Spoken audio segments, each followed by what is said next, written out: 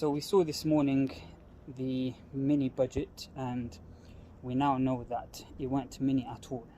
Radical changes, massive changes being announced, and I've seen many summaries, comments, posts outlining the headline factors, and I thought, whilst I've forgotten my car keys, I'd make a quick video outlining 10 key points. So in no particular order,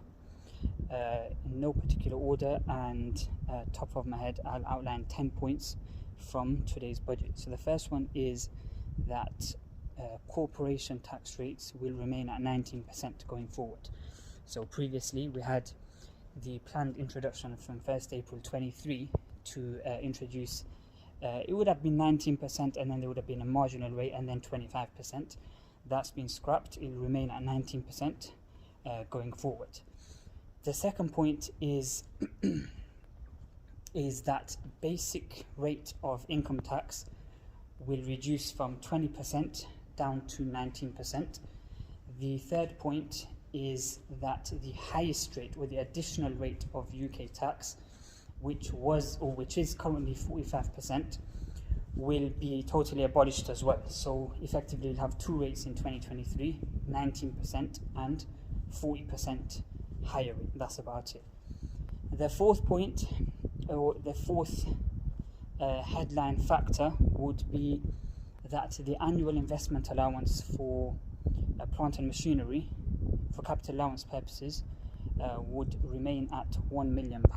So there were plans to reduce that down to 200,000. That'll remain at 1 million. The fifth point relates to VAT, which I'm no expert on, but I can make this point, which is that overseas individuals won't pay VAT on purchases in the UK. So it's to incentivize spending and growth and economy in the UK. The sixth and seventh point. So the sixth point is relates to stamp duty land tax, whereby previously, as of today, the changes come into place. So you had the 125,000 threshold, whereby you don't pay nothing for stamp duty land tax purposes. That 125 has doubled to 250,000. And the seventh point is that the for first-time buyers, the rate was the nil rate, you could say, was £300,000, which has also increased to 425,000. The eighth point, which I can mention, is the scrapping of the increase in national insurance rates.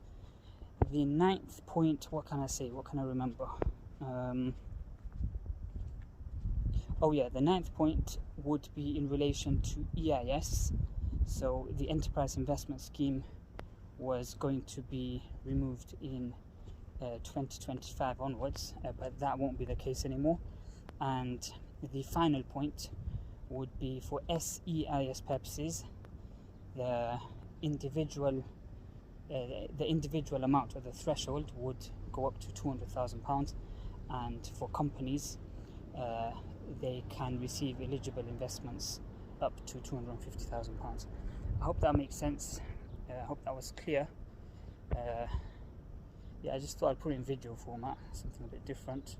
And there's a lot of more points, obviously, and it's all about the detail. We need to see the detail as to exactly how these things will be structured. And just one more point that just comes to mind, which is one thing that sort of struck me, was when the Chancellor made a comment about trying to simplify taxation. And then the very line after, he said, for this reason, will remove the Office of Tax Simplification. So that was a bit of a weird one. So it'll be interesting to see how things go, and I hope that makes sense. If you have any questions, do let me know.